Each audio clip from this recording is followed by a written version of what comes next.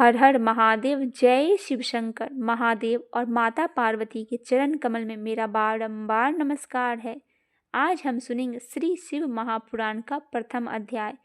आइए सुनते हैं श्री शिव महापुराण के प्रथम अध्याय।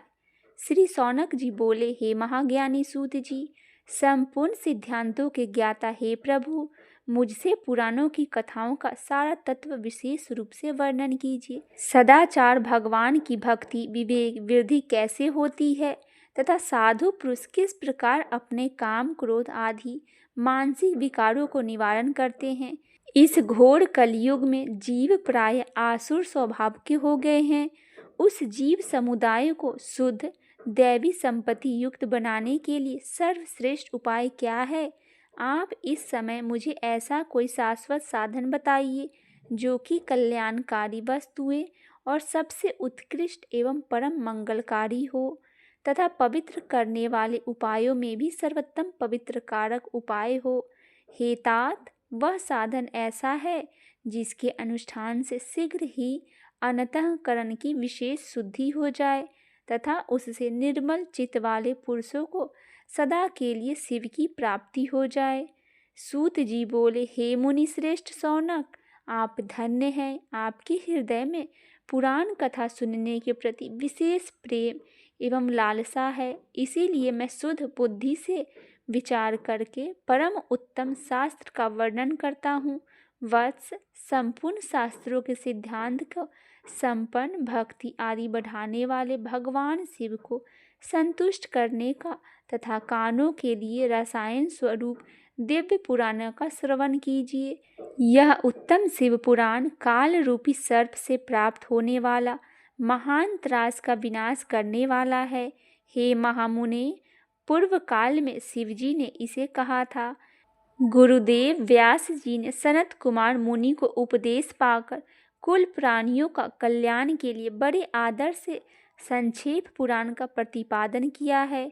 हे महामुने, विशेष रूप से कलयुग का प्राणी चित्त शुद्धि के लिए इस शिव पुराण को अतिरिक्त अन्य साधन नहीं है।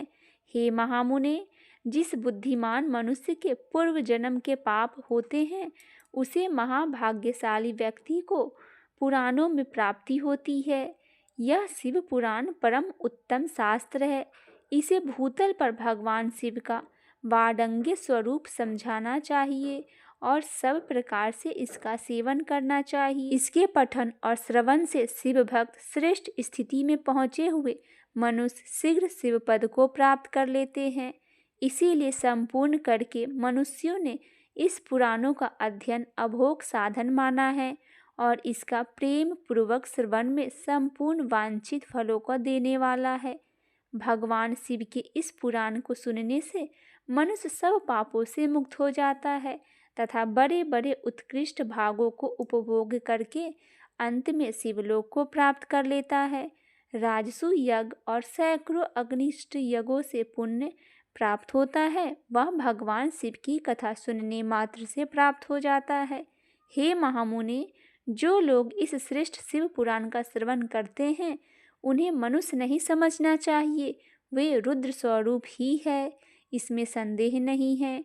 इस पुराण का श्रवण और कीर्तन करने वालों को चरण कमल की धूलि को मुनिगण तीर्थ ही समझते हैं।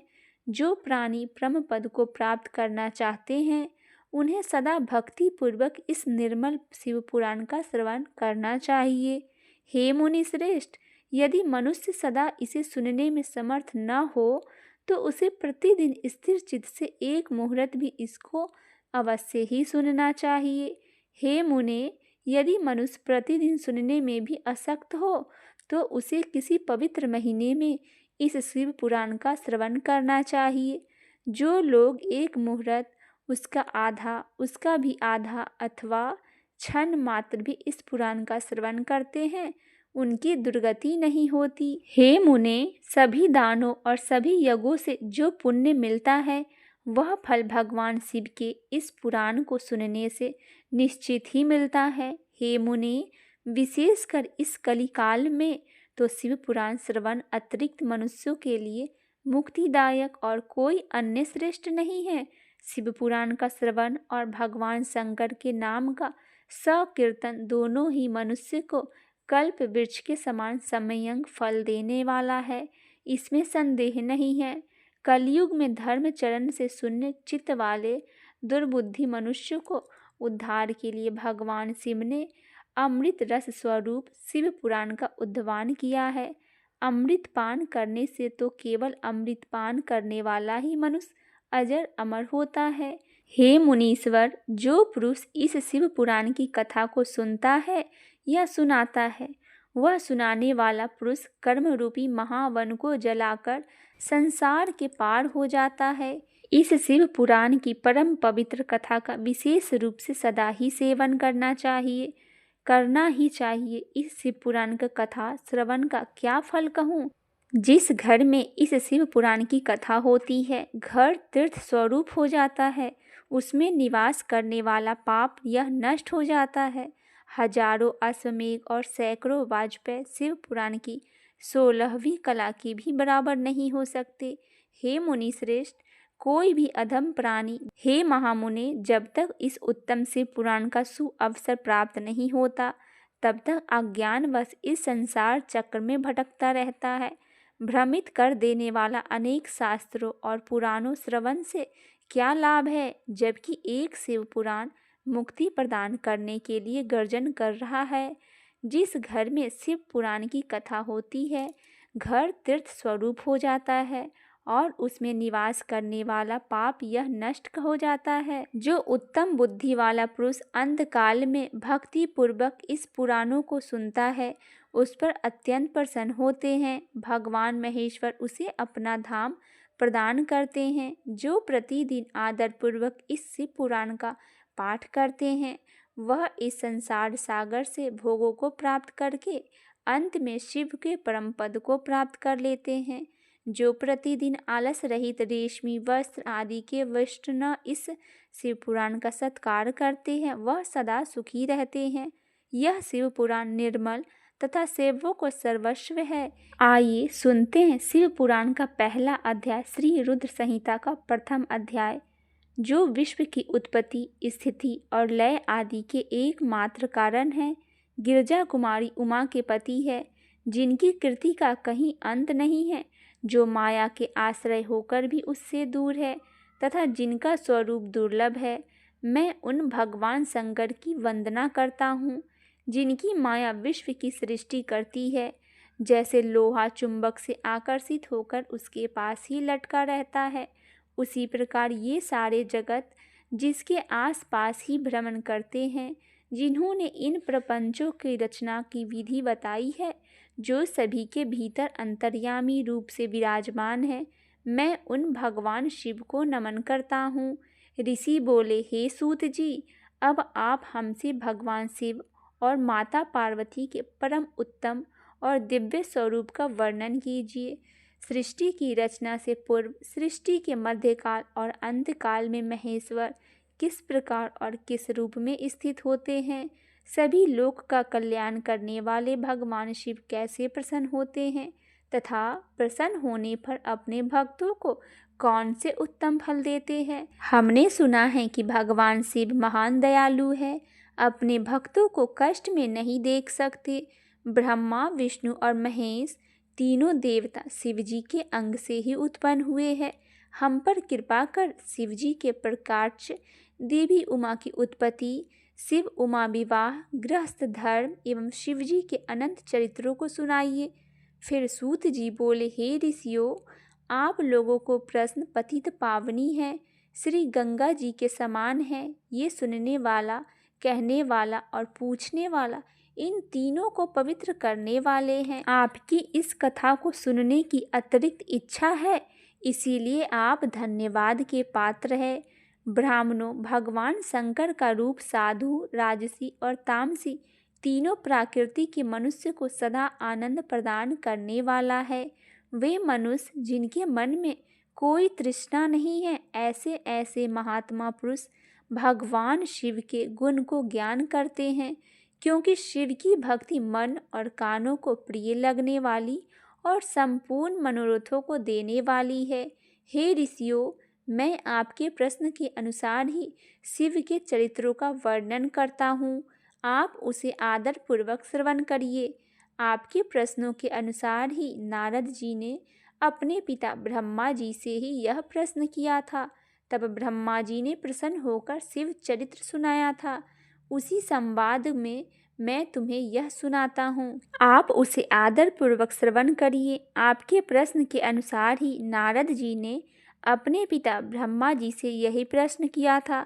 तब ब्रह्मा जी ने प्रसन्न होकर शिव चरित्र सुनाया था। उसी संवाद को मैं तुम्हें सुनाता हूँ, क्योंकि उस संवाद में भव सागर से मुक्त कराने वाले गौरी शंकर की अनेकों आश्चर्यमयी लीलाएं का वर्णन किया गया हुआ है। आइए सुनते हैं शिव पार्वती संवाद। ब्रह्मा जी कहते हैं, नारद, परमेश्वर भगवान शिव की बातें सुनकर और उनके साक्षात स्वरूप का दर्शन पाकर देवी पार्वती को बहुत हर्ष हुआ। उनका मुखमंडल प्रसन्नता के कारण कमल दल के समान खिल उठा। उस समय वे बहुत सुख का अनुभव करने लगी। अपने सम्मुख खड़े महादेव जी से वे प्रसन्न होकर बोली, हे देवेश्वर, आप सबके स्वामी हैं।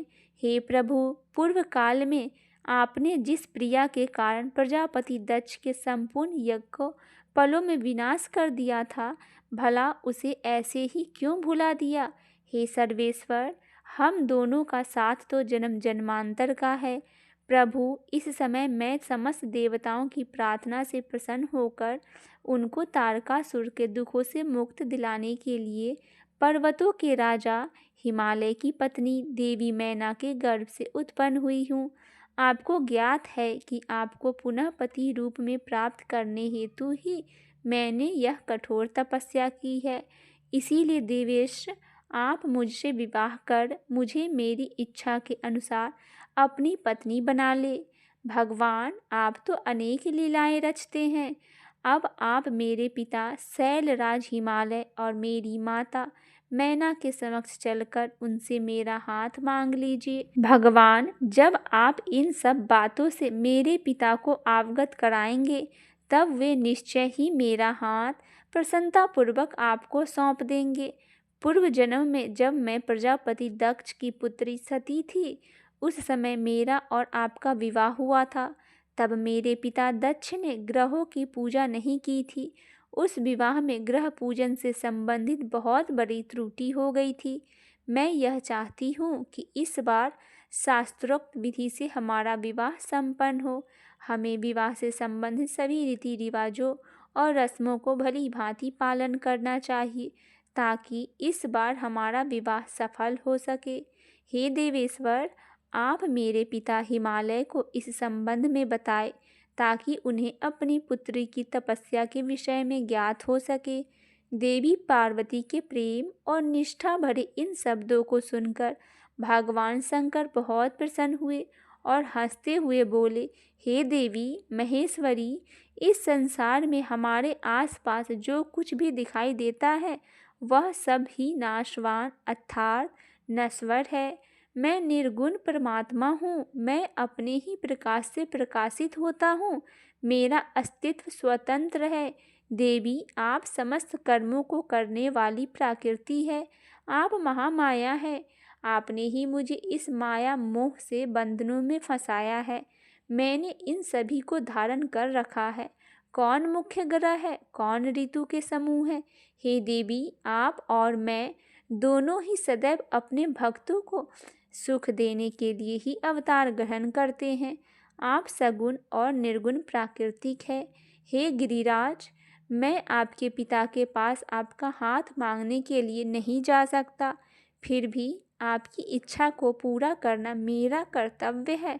अतः आप जैसा कहेंगी मैं अवश्य ही करूँगा। महादेव जी के ऐसा कहने पर देवी पार्वती अति हर्ष का अनुभव करने लगी और शिवजी को भक्ति पूर्वक प्रणाम करके बोली, हे नाथ, आप परमात्मा और मैं प्रकृति हूँ।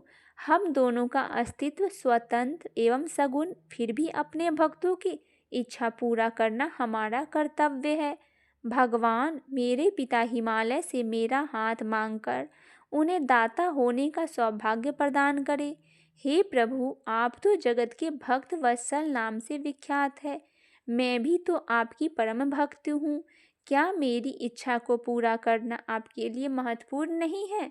नाथ, हम दोनों जन्म जन्म से एक दूसरे के ही हैं, हमारा अस्तित्व एक साथ है। तभी तो आपको अर्धनारीश्वर के रूप में सभी मनुष्य, ऋषि, मुनि एवं देवताओं द्वारा पूज्य है। मैं आपकी पत्नी हूँ। मैं जानती हूँ कि आप निर्गुण, निराकार और परब्रह्मा हैं, परमेश्वर है। आप सदा अपने भक्तों को हित करने वाले हैं। आप अनेक प्रकार की लीलाएं रचते हैं। भगवान, आप सर्वज्ञ हैं। मुझे दीन पर भी अपनी कृपा दृष्टि करिए और अनोखी लीला रचकर इस कार्य की सिद्धि कीजिए। नारद ऐसा कहकर देवी पार्वती दोनों हाथ जोड़कर और मस्तक झुकाकर खड़ी हो गई। अपनी प्राण वल्लभा पार्वती की इच्छा का सम्मान करते हुए महादेव जी ने हिमालय से उनका हाथ मांगने हेतु अपनी स्वीकृति प्रदान की। तत्पश्चात त्रिलोकीनाथ महादेव जी उस स्थान से अंतर्ध्यान हो गए। अपने निवास कैलाश स्थान पर पर्वत पर चले गए। कैलाश पर्वत पर पहुंचकर शिवजी ने प्रसन्नतापूर्वक सारा वृत्तांत नंदीश्वर सहित अपने सभी गणों को सुनाया। यह जानकर सभी गण बहुत खुश हुए और नाचने गाने लगे। उस समय वहाँ महान उत्सव होने लगा। उस समय सभी खुश थे और आनंद का वातावरण था। ऐसे शिव पुराण को मैं प्रसन्न चित्त से सदा वंदन करता हूँ। भगवान शंकर मुझ पर प्रसन्न हो और अपने चरण कमल की भक्ति मुझे प्रदान करे। शिव पुराण की प्रथम अध्याय कथा समाप्त हुई। बोली भगवान शंकर और माता पार्वती की जय।